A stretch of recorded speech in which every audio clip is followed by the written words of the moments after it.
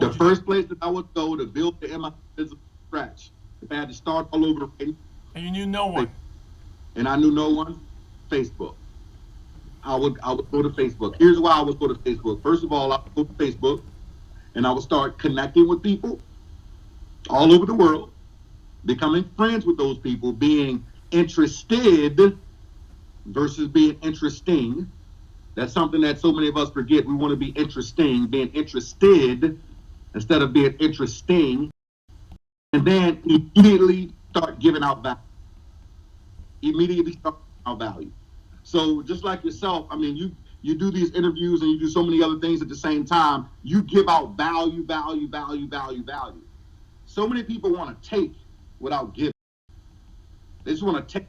They wonder why they can't recruit certain people. They never put in value in that person's life.